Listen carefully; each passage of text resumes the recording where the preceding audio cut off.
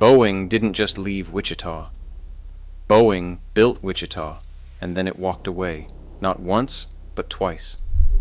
This is the story of a city in Kansas that called itself the air capital of the world, a city that spent a century tying its fate to a single company, watched that company abandon it, somehow survived, and then, in December of 2025, watched Boeing buy its way back in. On Boeing's terms. It's a story about who actually owns a company town, because in Wichita, the answer was never the people who lived there. To understand how far the city fell, and how strangely it landed, you have to start with how high it was built. The aviation story here begins out on the open prairie of the 1920s, when the flat Kansas land and the clear skies made it a perfect place to test airplanes. By 1929, the concentration of manufacturers had earned the city its first formal recognition as the AIR capital of the world, a designation it would spend the next 100 years trying to keep. In 1927, a man named Lloyd Stearman opened an aircraft factory in town. A few years later, Boeing absorbed that operation, and the sprawling site on the south end of the city grew into something close to a small nation of its own. When the Second World War arrived, that plant became one of the most important pieces of industrial machinery in the entire country. Wichita built B-29 super fortresses, the long-range bombers that would carry the war across the Pacific, and it built them by the thousand. More than 1,600 of them rolled out of that single complex. The war ended, but the plant didn't slow down. Through the Cold War decades, Boeing's Wichita operation kept growing, kept hiring, and kept defining what the city was. The factory retooled for the next generation of bombers. The B-47 Stratojet, the swept-wing jet that bridged the gap between the propeller age and the missile age, rolled off the same production lines that had built the B-29. At its peak, Boeing employed as many as 40,000 people here. That's almost impossible to overstate for a city this size. Boeing wasn't one employer among many. It was the gravitational center that everything else orbited around. The schools trained for it, the neighborhoods filled up around it, and the local economy, the diners and the hardware stores and the car dealerships, all of it ran on Boeing paychecks. The city earned a nickname it wore with real pride, the air capital of the world, and for most of the 20th century, that wasn't marketing. It was simply the truth. When one company becomes that central to a place, something quiet happens to the people who live there. They stop thinking of it as a company at all. It becomes a fact of nature, like the weather or the river. Boeing had been in Wichita for generations. Fathers brought their sons into the plant, and whole families measured their lives in Boeing's service years. The arrangement felt permanent, because it always had been. That was the unspoken assumption underneath the entire city. Boeing would always be here. It wouldn't. The first crack came in 2005.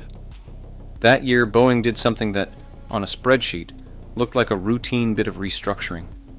It sold off its commercial aircraft division in Wichita, by far the largest piece of its operation in town, to Onyx Corporation, a Canadian private equity firm. The division got a new name, Spirit Aerosystems. To a financial analyst, nothing dramatic had happened. The plant was still standing, the jobs were still there, and the same workers walked through the same doors to build the same fuselages. Only the name on the building had changed. But to the people inside, something fundamental had shifted, and they knew it. The decision had been driven at the top. Boeing CEO Harry Stonecipher had made divesting the Wichita commercial operations a strategic priority, reorienting the company away from manufacturing and towards systems integration. The ones hit hardest were the older workers, the experienced, higher-paid employees who had spent decades inside Boeing and believed they'd earned their security. They had trusted the company's long record in the city and its reputation for taking care of its own. Now they belonged to someone else, a private equity firm whose entire job was to make the operation leaner and more profitable.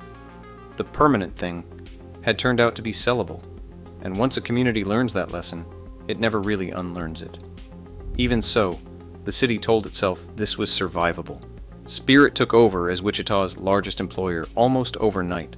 The work continued, and Boeing even kept a foothold in town through its defense operation, the part of the business that maintained and modified military aircraft, including the KC-135 Stratotanker, the aging aerial refueling workhorse that kept the Air Force flying. So the relationship wasn't over. It had just gotten smaller. The air capital had lost a layer, but its identity was still intact.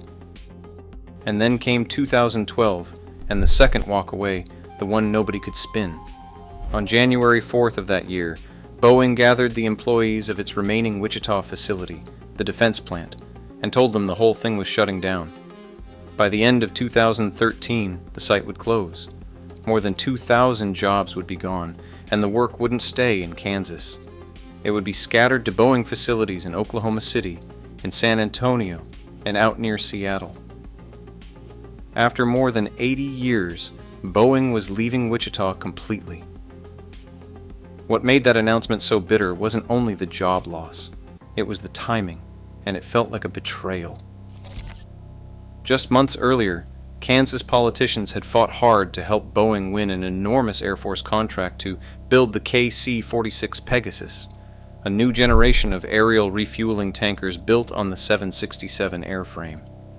They had gone to bat for the company, and they expected the reward to be thousands of new jobs flowing into Wichita. Boeing won the contract, and then Boeing announced it was closing the Wichita plant and sending the work somewhere else. The state's leaders were furious, and they had every right to be. The message landed with brutal clarity. Loyalty in a company town runs in exactly one direction. The end, when it finally came, was quiet, in the way these things usually are. There was no single dramatic shutdown. The work simply wound down, the programs transferred out, and the workforce drained away. Some moved with Boeing to other states, some were laid off, and some just retired into a future that looked nothing like the one they'd planned for. Then, one day in 2013, the last military jet that Boeing Wichita would ever service taxied down the runway past Dwight D. Eisenhower National Airport, lifted off, banked once over the city, and flew away for good. Former employees stood and watched it go from a museum beside the airfield. By that point, only about 50 workers were left at a plant that had once employed more than 2,000, and decades before that, tens of thousands. A relationship that had lasted nearly 70 years was over. This is the part of the story where most company towns die. It is where the factory becomes a ruin, the neighborhoods empty out, and the city spends the next 40 years trying to explain to its children what used to be there. It is the story of Janesville. It is the story of Lordstown. It is the story of a dozen places that bet everything on one company and lost. But Wichita didn't die, and the reason why is the most important part of this whole story, and the easiest one to get wrong. Here's the thing. Wichita looked like a one-company town, but it was actually a one-industry town with many companies. Boeing was the giant, but it had never been the only player. Cessna was here. Beechcraft was here. Learjet was here. These were legendary names in their own right, eventually folded under bigger corporate owners, but still building airplanes in Wichita. Spirit Aero Systems, the spun-off ghost of Boeing's old commercial plant, was still one of the largest aerostructures manufacturers on Earth, building the fuselages that ended up on Boeing's own jets. Even Airbus, Boeing's great rival, ran its biggest engineering center outside of Europe right there in Kansas. And underpinning all of it was something less visible but just as important. Wichita State University's National Institute for Aviation Research, known as NIAR, had spent decades building a direct pipeline between university labs and the factory floor, training engineers, testing materials, and giving Sedgwick County's aerospace cluster a research and development backbone that no corporate departure could simply pack up and move. When Boeing walked out, the knowledge stayed, partly because institutions like NIAR had made sure it was embedded in the city itself, not just in any one company's organizational chart. So when Boeing walked out, the ecosystem held. The numbers tell the story. Even after everything, the Wichita region's aerospace cluster still employed well over 30,000 people. The concentration of aviation jobs there was about 33 times the national average, the highest in the entire country. The city kept producing a staggering share of America's general aviation aircraft. The air capital of the world was still, against all odds, the AIR capital of the world. Boeing's name came off the buildings, but the skill, the suppliers, and the deep aviation knowledge all stayed. Wichita had spent 100 years becoming the best place on the planet to build an airplane, and that didn't evaporate just because one company left.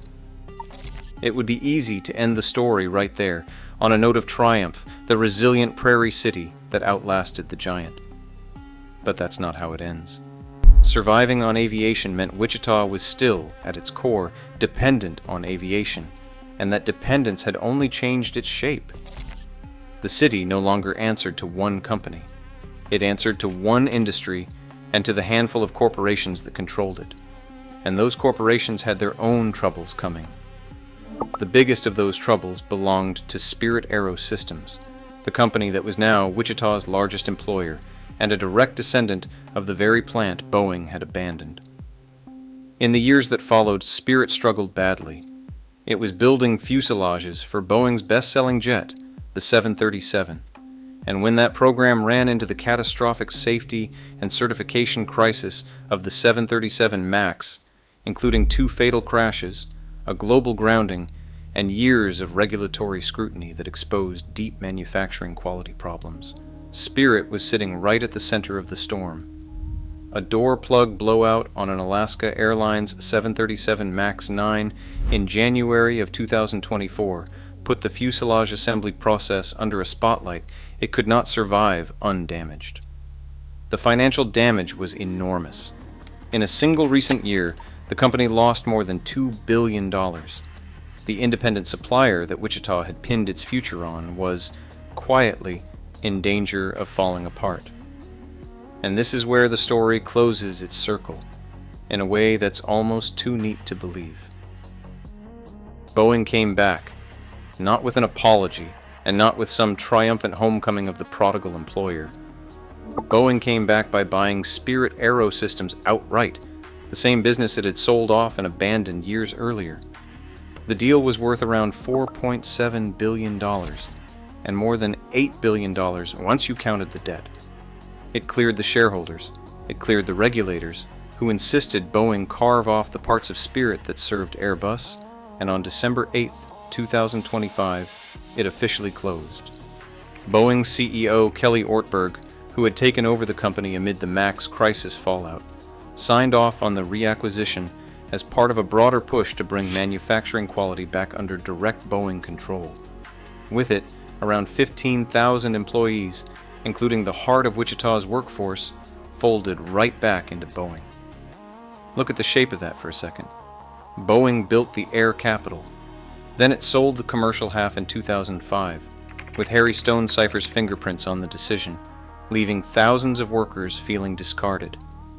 Then it closed the defense half in 2012 and abandoned the city completely. The spun-off company it left behind, originally sold to Onex Corporation, grew into Wichita's anchor and then nearly collapsed, partly because of problems on Boeing's own 737 MAX airplanes. And then, Boeing bought that company back, reclaiming the very plant it had once cast aside, only now at a moment of weakness, on its own schedule and at its own price. The governor of Kansas welcomed the news. "I welcome Boeing back to Wichita," she said, and you can understand why a state would celebrate the return of a giant. But strip away the press releases and look at what actually happened across 20 years, and a colder truth comes into focus. The people of Wichita never controlled this story, not once. Boeing decided when to build, decided when to leave, and decided when to come back. The workers, the neighborhoods, the politicians, the whole identity of a city, all of it moved in response to decisions made in boardrooms hundreds of miles away. That's the real lesson of the air capital. Wichita didn't fail the way Detroit failed, or the way Gary failed. It's still here, and it's still building airplanes. By almost every measure, it survived the thing that should have killed it. But survival and control are not the same thing. A company town can keep its factories, keep its paychecks, and keep its proud nickname, and still spend a century discovering, over and over again, that the one thing it never owned was its own future. Boeing built Wichita. Boeing left Wichita, and in the end, Boeing simply bought it back. The city was never really the author of its own story, it was just the place the story happened to.